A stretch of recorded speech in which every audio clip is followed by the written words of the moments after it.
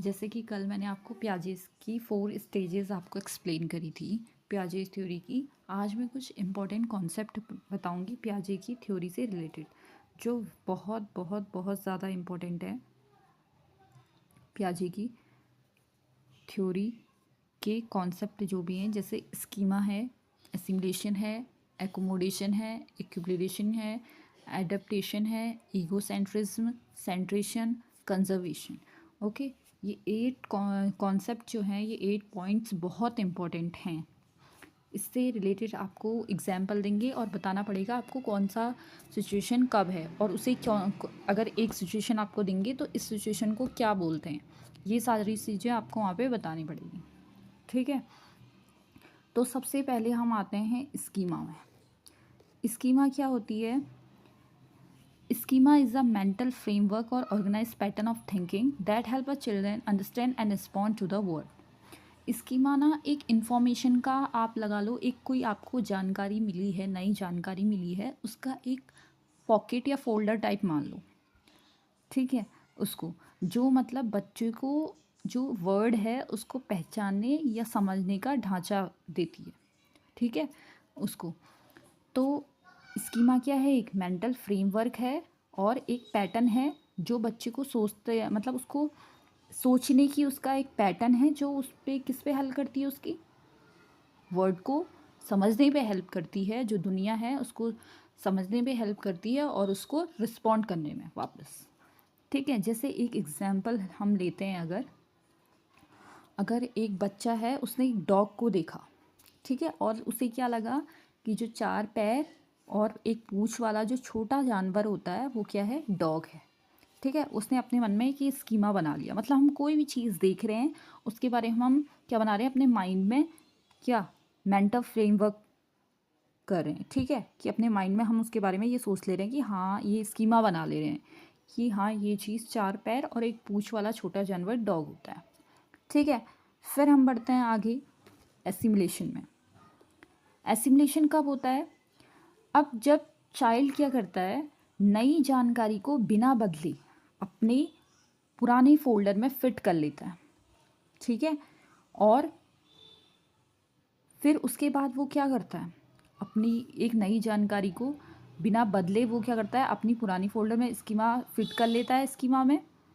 ठीक है, और फिर उसके बाद क्या करते हैं, इसमें हम क्या करते हैं, अपनी पुरानी समझ का इस्तेमाल करके, जो हमने पहले हमारा एग्जिस्टिंग स्कीमा है, उससे हम नए एक्सपीरियंस को समझते हैं।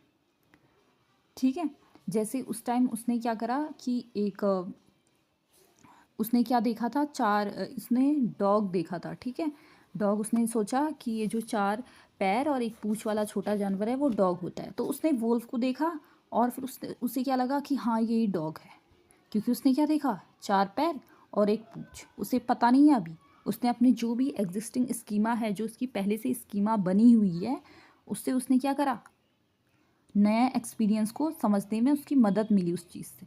ठीक है, जैसे एक और एग्जाम्पल हम ये ले सकते हैं, बिल्ली में ले लेते हैं। चलो, बिल्ली बिल्ली के भी क्या है, 4 पैर एक पूंछ करके।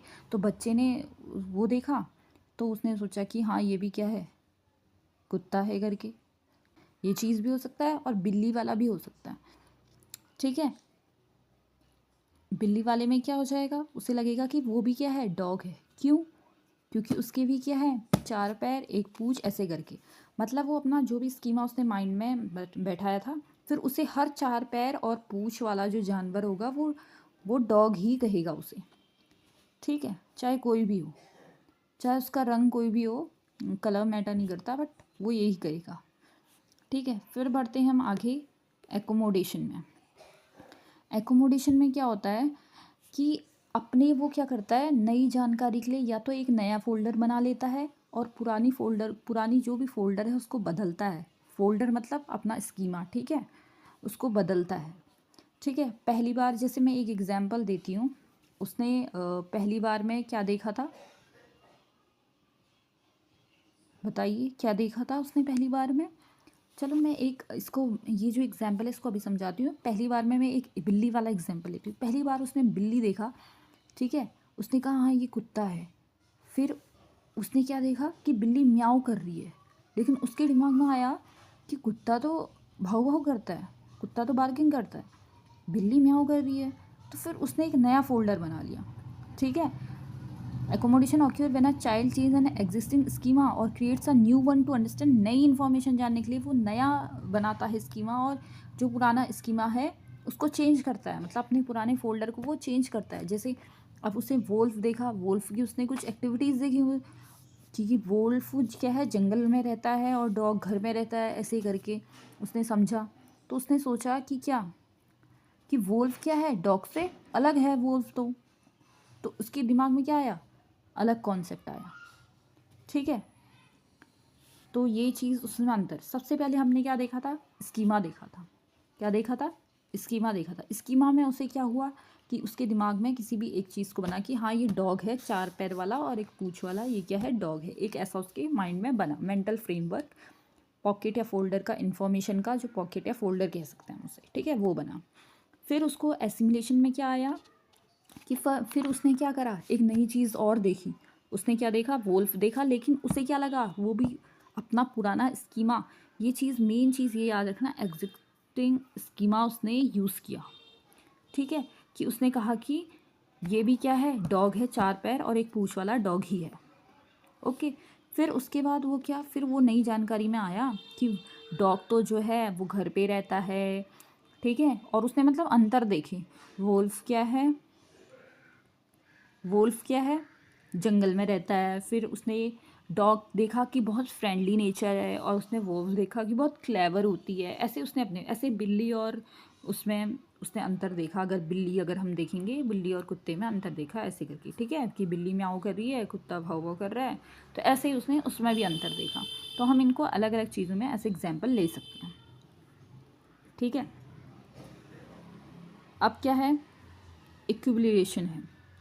इक्विलिब्रेशन ये होता है कि जैसे एक दिमाग का संतुलन कह सकते हैं हम, ठीक है। इक्विलिब्रेशन एक प्रोसेस होती है, जो नॉलेज है उसके नए एक्सपीरियंस के साथ उसको मैच करना, उसको बैलेंस करना, ठीक है। जब कोई असंतुलन आ जाता है, डी इक्विलिब्रेशन आ जाता है, तो उस वक्त हम क्या कहते हैं कि हमारा जो नॉलेज है, जो हमारे पास नॉलेज है, उसको बैलेंस करते हैं नए एक्सपीरियंस के साथ, ठीक है। उसको वापस संतुलन की प्रक्रिया में उसको लाते हैं, दिमाग का संतुलन कहते हैं, ठीक है।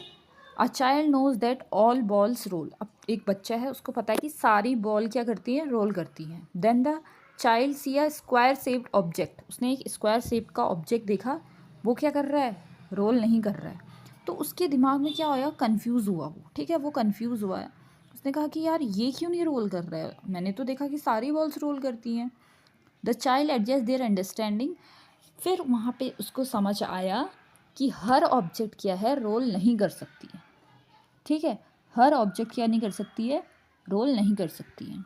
अब यहाँ पे एक आइडिया दिया इन्होंने कि जो भी नॉलेज है उसको नए एक्सपीरियंस के साथ वो करो, वहाँ पे क्या बनेगा, एडजस्टमेंट बनेगा, दोनों चीज़ एडजस्ट करेंगे तो एक नया बैलेंस बनेगा, जिसे हम क्या कहते हैं, इक्विलिब्रेशन। इक्विलिब्रियम वही चीज़ है, वो हर सब्जेक्ट में इक्विलिब्रेशन मतलब क्या होता है, एक संतुलन बनाना, वही है, बैलेंस वाली बात है। कि अपना जो भी नॉलेज है उसके साथ अगर आप कोई नया एक्सपीरियंस सीख रहे हो, तो दोनों को जोड़ के एक चीज़, आप कुछ नई जानकारी, दोनों को जोड़ के क्या करोगे, एक चीज़ नया बैलेंस बनाओगे, ठीक है। फिर आते हैं हम एडेप्टेशन में। एडेप्टेशन क्या होता है कि हम कह सकते हैं, कहीं भी कोई भी इन्वायरमेंट है, या कहीं भी कोई भी चीज़ है, किसी भी चीज़ के लिए, जैसे adaptation is the overall process through which children adjust their thinking to understand their environment. Adaptation क्या है, एक पूरी प्रोसेस है जिसके कारण क्या होता है, बच्चा अपनी थिंकिंग को एडजस्ट करता है, ताकि वो अपना क्या, इन्वायरमेंट समझ पाए। मेन चीज़ ये अपनी आसपास के वातावरण को उसमें समाहित हो जाए, मतलब कि एडेप्टेशन, वहाँ पे रह ले, एडेप्ट कर ले उस इन्वायरमेंट को। और ये क्या होता है, जब एसिमुलेशन और अकोमोडेशन, एसिमुलेशन क्या था, जो स्कीमा है उसको यूज़ करके नई जानकारी लेना, और एकोमोडेशन मतलब फिर दोनों जानकारी में अंतर पाना और उनको क्लासीफाई करना इजीली कि क्या क्या है, ठीक है। पुराना भी यूज़ करना और नया भी यूज़ करना, दोनों को। फिर इन दोनों को मिला के जब वो दोनों चीज़ समझ जाता है, तो वो क्या करता है, एडजस्टमेंट करता है, ठीक है। तो adjusting thinking behaviour to deal with a new situation, उसे क्या कहते हैं, एडेप्टेशन कहते हैं। जैसे चाइल्ड को पता है कि वो ट्राईसाइकिल जो बच्चों की वो आती है, पोस्ट ट्राइक आती है टॉडलर्स की, ठीक है, वो उसको चला लेते हैं, ठीक है। लेकिन जब उन्हें बाईसाइकिल मिलती है तो वो क्या करते हैं, अपना वे बैलेंस करते हैं, पैडलिंग मार के उसको लर्न करके कि कैसे उसे चलाते हैं करके, ठीक है। तो ऐसे करके एक बच्चे का एग्जाम्पल है, ठीक है। तो यहाँ पे आप एडेप्टेशन का मतलब एक ये समझ लिए कि एसिमिलेशन और एकोमोडेशन, इन दोनों के जॉइनिंग से, इन दोनों के मिलने से ही एडेप्टेशन बनता है, ठीक है। ये सारी चीज़ें। फिर क्या आता है, ईगोसेंट्रिज्म। ईगोसेंट्रिज्म ये होता है कि यहाँ पे बच्चा सोचता है कि जैसे मैं दुनिया को सोच रहा हूँ, ठीक है, जैसे मैं दुनिया को सोच रहा हूँ, जैसे मैं वो खुश रहता है, जैसे एक बच्चा खुश रहता है वैसे बाकी लोग भी खुश रहते हैं। और जैसे जो मैं सोच रहा हूँ, अगर मुझे कोई चीज़ दिख रही है तो बाकी लोगों को भी दिख रही होगी, ठीक है। Egocentrism means the young children have difficulty understanding situation. अच्छा, वो दूसरों का क्या होता है, दूसरे पर्सन का पॉइंट ऑफ व्यू नहीं समझ पाता है। जैसे यहाँ पे देख लो, इसको पेड़ दिख रहा है, आई सी द ट्री, तो वो सोच रहा है कि इसको भी दिखेगा, ठीक है, ये लड़की को भी दिखेगा, बट ये लड़की को नहीं दिख रहा है क्योंकि यहाँ पे वॉल लगी है, बट ये सोच रहा है कि इसको दिखेगा। एक और एग्जाम्पल दे सकते हैं, जैसे एक बच्चा है, ठीक है, एक बच्चा है, उसको क्या है, टेडी पसंद है। और मतलब हर बच्चे, छोटा बच्चा जो होता है उसको टेडी से, मतलब खिलौने से उसको प्यार होता है, और वो अगर वो रो रहा होता है तो हम उसे खिलौना देते हैं तो वो मान जाता है। तो जब वो सोचता है कि, जब वो देखता है उसके पापा उदास हैं, तो वो भी उस खिलौने को अपने पापा के पास ले जाता है और वो सोचता है कि पापा भी खुश हो जाएंगे, ठीक है। तो बच्चा क्या सोच रहा है कि जैसे मैं खुश रहता हूँ, जैसे मैं सोच रहा हूँ वैसे ही हर कोई सोचता है, ठीक है। उसको बच्चे में अभी इतनी थिंकिंग नहीं है, ठीक है, मतलब इतना समझ नहीं है उसमें, इतना वो नहीं सोचता कि हर किसी का, हर पर्सन का पॉइंट ऑफ व्यू अलग अलग होता है, पर्सपेक्टिव्स अलग अलग होते हैं करके वो उसको अभी इतना नहीं पता, ठीक है। ये सारी चीज़ हो गई। तो ईगोसेंट्रिज्म मतलब आ गया कि वो जैसे वो सोच रहा है उसे लगता है कि पूरी दुनिया वैसे सोच रही है, ठीक।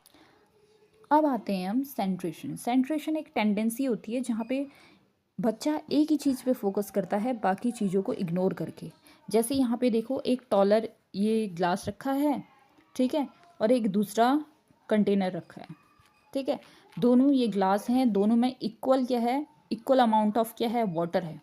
बट बच्चा क्या सोच रहा है, इसका, ये वाले का क्या है, शेप बड़ा है, ये लंबा ग्लास है तो इसमें ज़्यादा वाटर होगा। एक और एग्जांपल लेते हैं, जैसे चॉकलेट, ठीक है, दो चॉकलेट है, इक्वल अमाउंट है दोनों में, एक को ऐसे रखा हुआ है, एक को ऐसे रखा हुआ है, ठीक है। वो बच्चा सोच रहा है कि ये वाली चॉकलेट बड़ी है, जबकि इक्वल अमाउंट है दोनों में।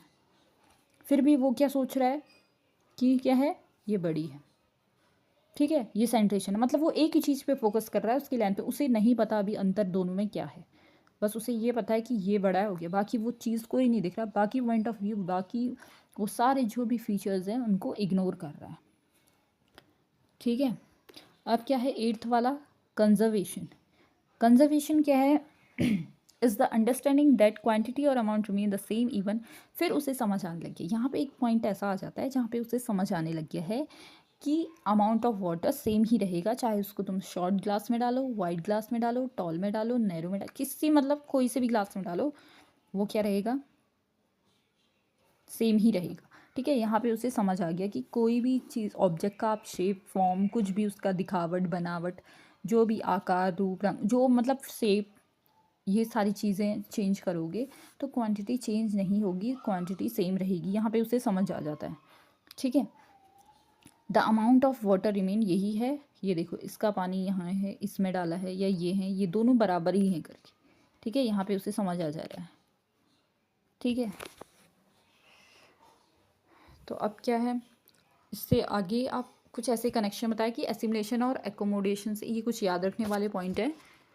एसिमुलेशन और एकोमोडेशन से एडेप्टेशन होता है, फिर एडेप्टेशन अगर हो जाता है तो फिर वहाँ पे इक्विलिब्रेशन वाली प्रोसेस, संतुलन बन जाता है, ठीक है। दोनों इन्फॉर्मेशन को जब हम ऐड कर लेते हैं तब वो एडेप्ट कर लेता है, उससे एडजस्टमेंट आ जाता है, वहाँ से क्या हो जाता है, इक्विलिब्रेशन हो जाता है।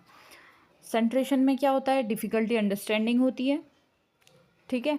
ऐसे ईगो कंजर्वेशन मतलब कि ये वाला जो लास्ट वाला हमने प्रोसेस करा यहाँ पे डिफ़िकल्टी अंडरस्टैंडिंग कंजर्वेशन, मतलब कि जो ये लास्ट वाला प्रोसेस किया हमने सेंट्रेशन में, वो ये चीज़ नहीं समझ पाता है। ठीक है, इतना ध्यान रखना है कि इससे दोनों पॉइंट कवर हो जाएंगे कि कंजर्वेशन में वो समझ लेता है कि कोई भी चीज़ कैसे भी रखो अगर वो इक्वल अमाउंट में है तो हमें समझ आ जाएगी। ठीक है, सेंट्रेशन में इसमें क्या होती है, डिफ़िकल्टी होती है। फिर आते हैं हम ईगो सेंट्रिज्म में। ईगो सेंट्रिज्म में क्या होता है कि दूसरों का पर्सपेक्टिव देखना, उसको क्या होता है, डिफ़िकल्टी होती है। ठीक है, ये शॉर्ट में बताया। इक्विलिब्रेशन क्या होता है कि बैलेंस हो जाता है थिंकिंग में। एडेप्टेशन मतलब इन्वायरमेंट में एडजस्ट करना, और फिर वही है सिमुलेशन प्रोग्रामेशन बेस ऑफ एडेप्टेशन। ठीक है, बाकी बात रहेगी। तो यही चीज़ है, स्कीमा पता चल गया, ये सारी चीज़ें यही हैं। ओके, अब मैं कल इसके रिगार्डिंग आपके लिए क्या लाऊंगी, एमसीक्यू लाऊंगी। ठीक है, कल एमसीक्यू लाऊंगी 20। पहले हम बेसिक लेवल के एमसीक्यू करेंगे कल। ठीक है, फिर परसों मैं लाऊंगी एमसीक्यू जो सीटेट लेवल के होंगे, थोड़ा हार्ड लेवल के होंगे। ठीक है, थोड़ा हार्ड लेवल के होंगे। वहाँ पे आपको कल तो मैं ऐसे दिखाऊंगी कि अगर ये है तो इस चीज़ को स्कीमा किसको बोलते हैं, एसिमुलेशन किसको बोलते हैं, ऐसे ऑप्शन दिए रहेंगे, नॉर्मल होगा। परसों मैं आपको एग्जाम्पल के तौर पे, क्योंकि एग्जाम्पल में कभी कभी हमें क्या होता है, माइंड हमारा, हमें लगता है कि हाँ ये सिमुलेशन तो नहीं है, हाँ ये स्कीमा तो नहीं है, ऐसे करके लगता है, हमें समझ नहीं आता। सिचुएशन जहाँ पे देते हैं सीटेट में, क्योंकि सिचुएशन वाइज होते हैं, घुमा के ही पूछते हैं। ठीक है, तो इसलिए मैं वो सारी चीज़ करवाऊँगी। Okay, thank you, have a nice day.